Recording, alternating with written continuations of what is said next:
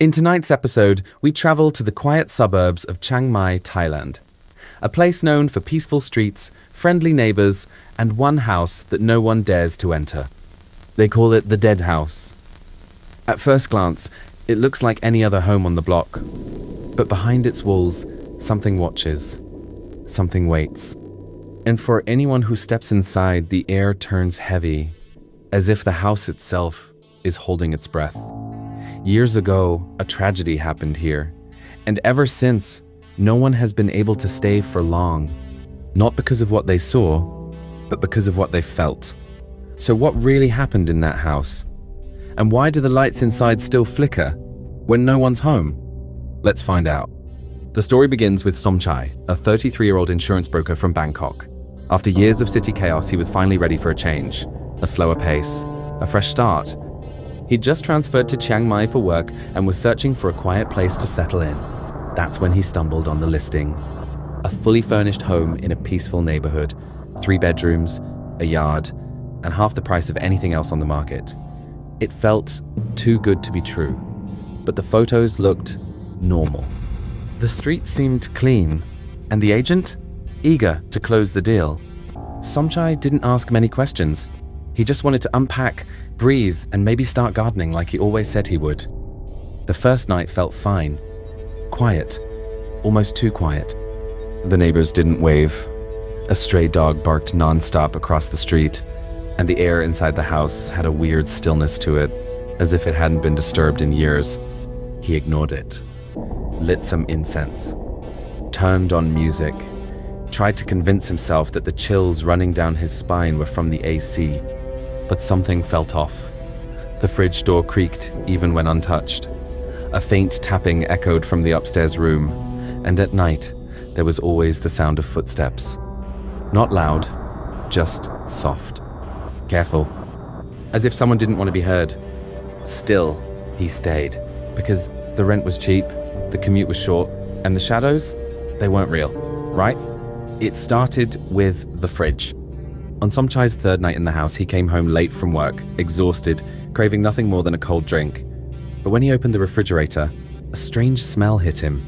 Not rotten food, not chemical. It was metallic, sharp, like rust and wet coins. He checked every shelf. Nothing spoiled, nothing unusual, just a few bottles of water and leftover rice. He cleaned it anyway, scrubbing every corner, but the scent lingered. The next morning, he found the fridge door wide open. He was sure he'd closed it. The light inside flickered like it had a loose connection, but everything else in the kitchen worked fine. Later that week, he had a contractor over to check the wiring. The man didn't even step inside. The moment he saw the house, he frowned. "This the Ladda Land place?" he asked, half joking, half serious. Somchai had heard of the movie, but didn't make the connection. The contractor just shook his head and muttered, "I'd fix anything, anywhere, but not here," before driving off without another word. That night, Somchai tried sleeping with the lights on. He blamed stress. Maybe he was just tired, overthinking. But as he lay in bed, the house seemed to settle around him. The creaks were deeper, the silence heavier. And somewhere near the kitchen, he swore he heard a soft click, like a door opening or closing. When he checked, everything was still, except for the fridge light. Flickering, dim, and the smell, it was back. That was the first time he wondered if he was alone in the house, and the last time he opened the fridge without holding his breath. By the end of the first week, Somchai had stopped sleeping properly. The fridge door kept opening at night. He taped it shut only to wake up and find the tape peeled cleanly off, curled on the floor like someone had removed it carefully. Once, he even moved the fridge slightly, thinking maybe the door was misaligned. That's when he noticed something strange behind it. Small scratch marks on the wall, like fingernails had scraped at the paint in frantic, jagged strokes. He told himself it was nothing. Mice, maybe, or old damage from a previous tenant. But he couldn't shake the feeling that someone, or something, had clawed at that wall, desperate to get out. Then came the whispers. At first, he thought it was a neighbor's TV, faint murmurs muffled through walls. But when he pressed his ear to the floor, the sound was clearer. like someone speaking directly beneath him, though the house had no basement. Just low whispers, rising and falling like a conversation, but never loud enough to understand the words.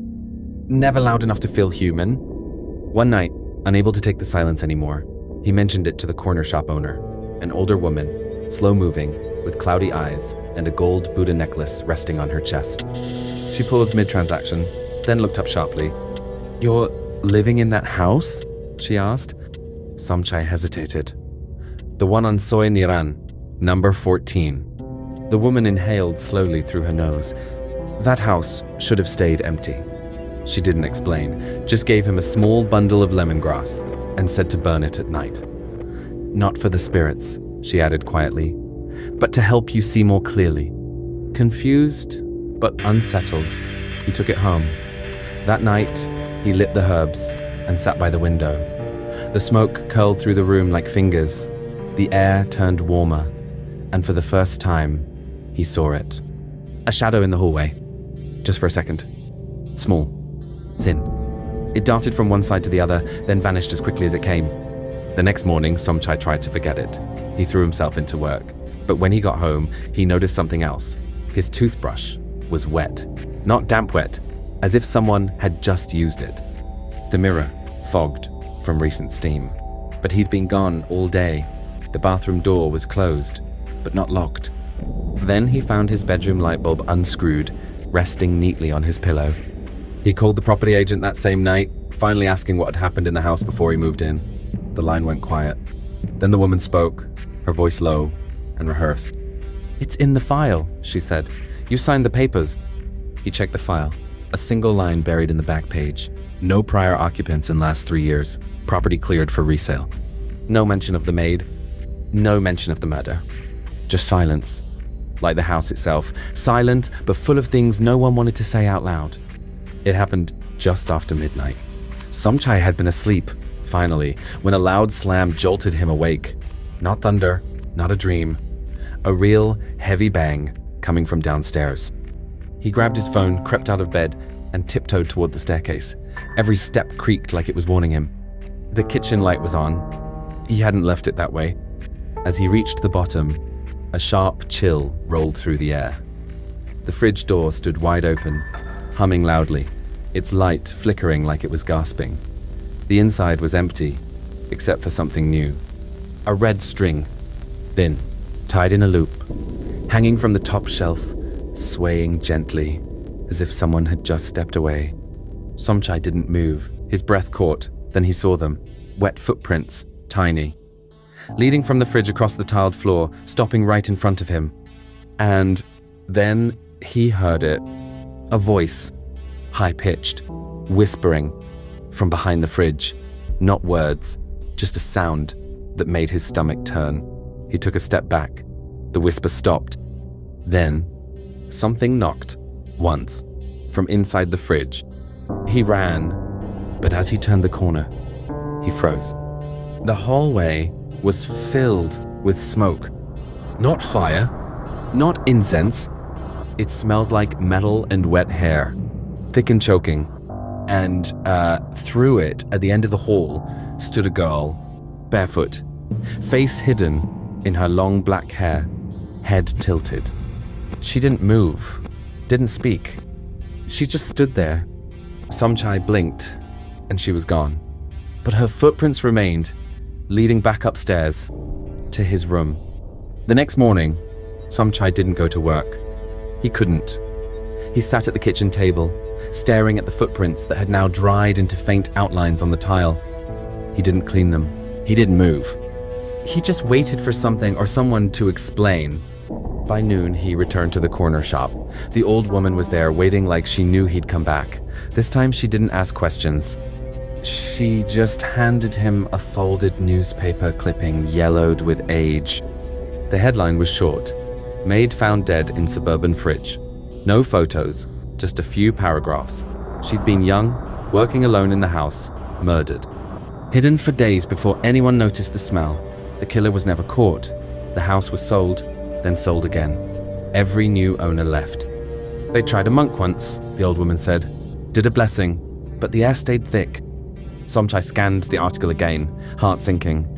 The fridge, the smell, the red string. That string, she said softly, is for binding the spirit, but if it's loose, she's not at rest. And then she told him the final part. The girl's body had been found curled up, still alive, when stuffed into the fridge. She hadn't died all at once. And now, she doesn't leave all at once either. That evening, Somchai packed his things. He didn't care about the lease, didn't care about the deposit. He just wanted out. By sunset, his car was filled with suitcases, boxes, and a silent urgency he couldn't explain. But as he stepped outside for the final time, the wind shifted. The air turned still. And from inside the house, the fridge door slammed shut. He didn't look back. He drove straight through the night, not stopping until he saw the glow of Bangkok's skyline.